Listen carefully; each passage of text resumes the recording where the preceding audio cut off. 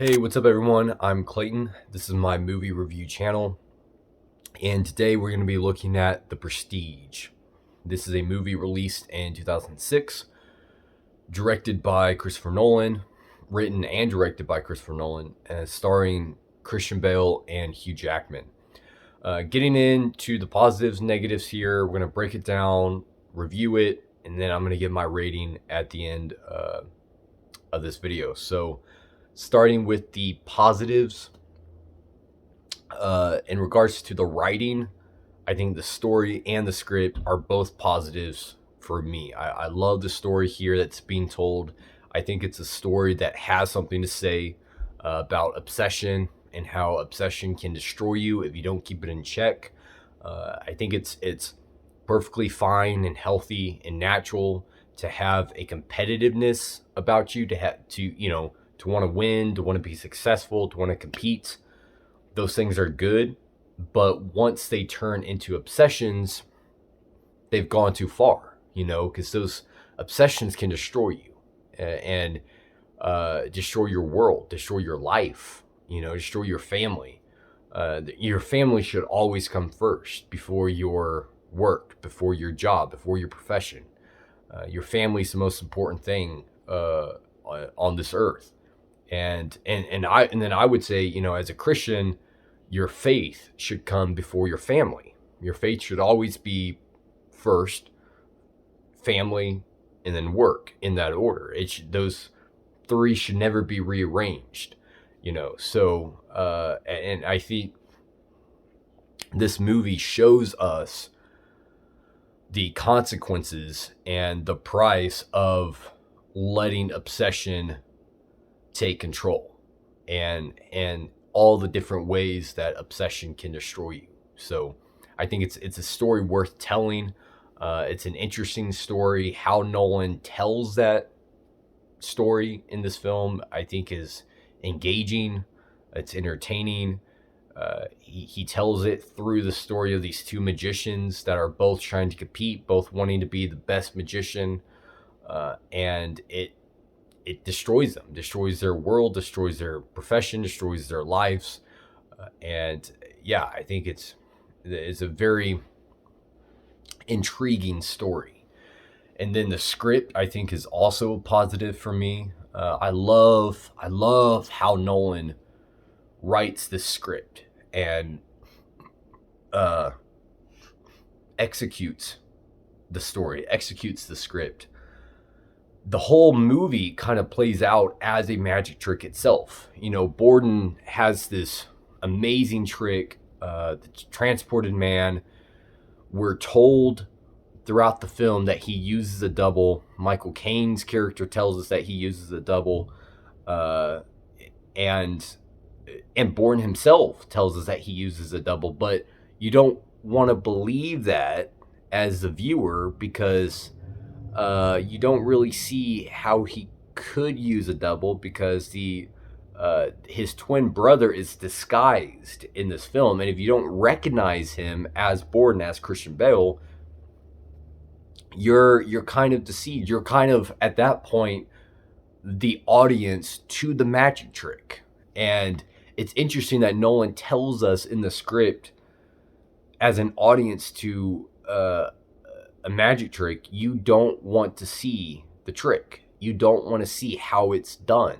You want to be amazed. You want to be uh, surprised and in awe of the trick. So although you want to know how it's done, at the same time you want to be amazed. So you kind of blind yourself and you deceive yourself into letting yourself be tricked, and as a viewer of this film, you kind of let yourself be tricked by not catching the reveal of Borden's trick in this film, of him having a twin brother. There's even a scene where Borden first meets his wife, Sarah, and she has her nephew with her, and Borden's showing him the bird trick where he makes the bird disappear and then reappear, and the kid recognizes it. He recognizes the trick, And when Bourne makes the bird disappear, the kid starts crying and says, and Bourne brings in this other bird, and the kid doesn't buy it. And the kid asks, "Where's his brother?" Nolan is telling us the answer to the trick right there. Where's his brother? Bourne's great trick of this film is done by his brother. His twin brother is the trick. So I love how Nolan drops little bits into the script here to show us what's being done. And when you're watching this the first time, I think most people don't recognize that, don't pick up on it. I didn't. The first time I saw it, I did not see it coming, and I was fooled. I was tricked with it. I didn't see, the reveal being what it was. So I love watching this film back. I've seen it multiple times, but I hadn't seen it in a while, so it was good to come back to it and get a fresh viewing on it. But watching it back, it's so fun to see how Nolan does it and how he tells the story in this film. So yeah, I really like that. The writing here, very strong, positive for me. I'm invested all the way through. I'm entertained by the characters. They're characters that are entertaining. The acting is another positive for me. I love the performances here by Bale, by Hugh Jackman. Michael Caine has a good performance. Scarlett Johansson does a good job as Olivia. I really enjoy the performances here. I think with these characters, you need strong performances to be invested with the story, to be invested with these characters, because there's not really a protagonist in this film. When you think about it, both lead guys, Borden and Angier, are kind of antagonists. Both are kind of antagonists. They're both flawed guys that are doing a lot of bad things. I mean, they're essentially embarrassing each other in public. They're ruining each other's careers. They're both, doing some sketchy things, both ruining their families.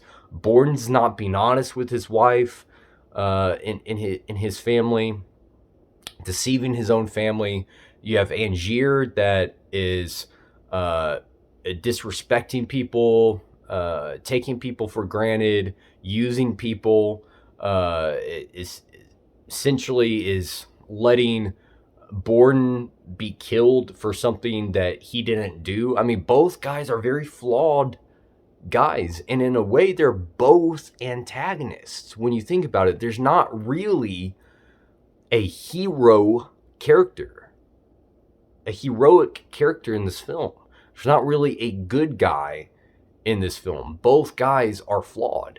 So, and that's just another genius way of writing a story and writing characters and writing a script by Nolan. It's something you don't see. Almost every film has a protagonist and an antagonist. This film doesn't. Both of your main guys are antagonists.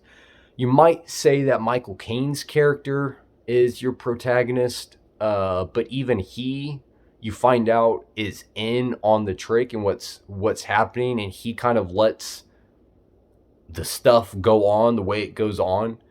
So even he is kind of flawed in that regard. So yeah, really interesting how Nolan tells this story. But I just think the acting is really good in this film. The performances are very believable, really emotional at certain points. Just the acting is a strong positive, and then the directing. I love the costume design in this film. I think this is Nolan's best costume design of any of his films. I think you might be able to argue Dunkirk. You might be able to argue Interstellar. I say The Prestige is his best costume design. Just the look of these costumes here are really, really just on point, very believable that they would be the costumes of this time period.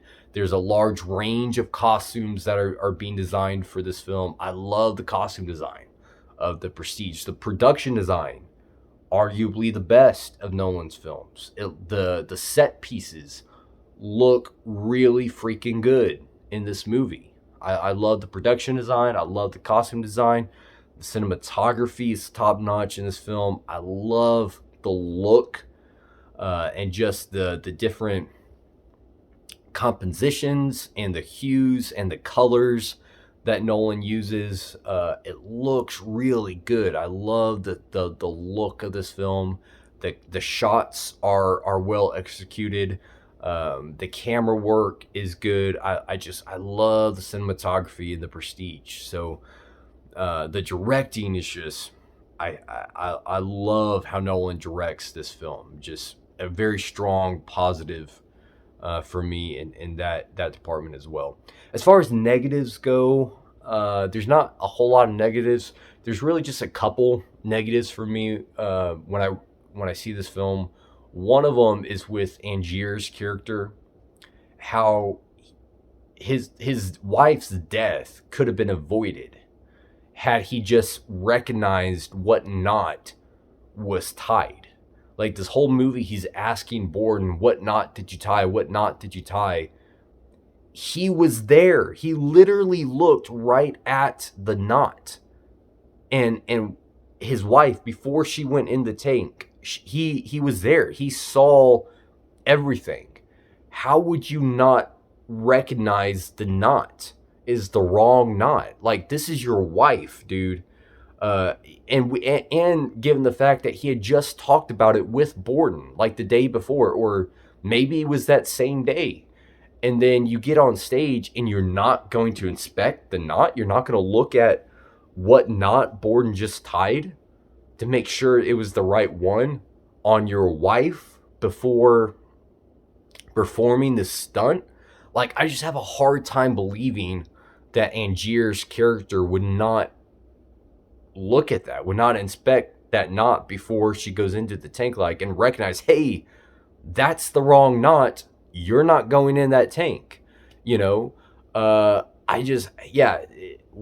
he's always asking what knot did you tie, and I'm like, dude, you were right there. How would you not recognize that? And that's something that just always affects my viewing experience with this film. When I come to it, I'm always like, that scene, the whole thing could have been avoided had Angier just paid attention. And I just have a hard time believing that he wouldn't just stop and look real quick at what knot is tied there, you know. But, and then my only other negative is with Borden's character and the fact that you know, him and his twin brother, the brother that married Sarah and loved Sarah, why could he not always be the brother that's with Sarah?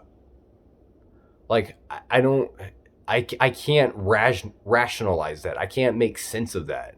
Why did his twin brother have to be her husband at certain points, have to play her husband? Why couldn't the brother that loved Sarah always be the one that's with Sarah, and his brother be the one disguised? But you guys couldn't reconcile that? Like, I don't see why it had to be that they had to alternate between the two of them. The one that loved Olivia could have just always been the one with Olivia. The one that loved Sarah could have just been the one with Sarah all the time. It's also kind of weird. It doesn't make sense that you would let your twin brother be with your wife at certain times like that and play her husband, let him kiss her. You know, I don't know if, you know, they made love together too. Like, it doesn't make sense to me that couldn't have somehow been reconciled. It baffles me when I come to this film that those two brothers played things out the way it was played out. I just don't know that I buy that situation not being able to be worked out. I get that they were fully committed to their craft and fully committed to that particular trick, but dude, there are ways just to solve it. There's ways you could go about still disguising it without letting it directly affect your family and your wife and your kid, you know. So I don't know. That's something that also bothers me, is why would you let your twin brother play you being married to your wife and not work that out? So yeah, I don't know. Just a couple negatives there for me personally. Those may not affect you guys when you watch this film. That's totally fine. There might be things that are positives for me that bother you in your viewing experience, but don't bother my viewing experience. So yeah, that's my thoughts on The Prestige. I give this film 4.5 stars. I love this film. I'm thoroughly invested in it. It's a fun ride all the way through. I have a great time with this movie. I think there's a lot of emotion to it. I think there's a strong story, strong script, strong performances, has everything I want. It's just those couple negatives do affect my viewing experience, bring me down a little bit. But other than that, love this film. So let me know your thoughts on The Prestige, your thoughts, your rating in the comments section. And stay tuned for our next review of The Dark Knight. So yeah, thank you guys for watching. And until next time, as always, rock on.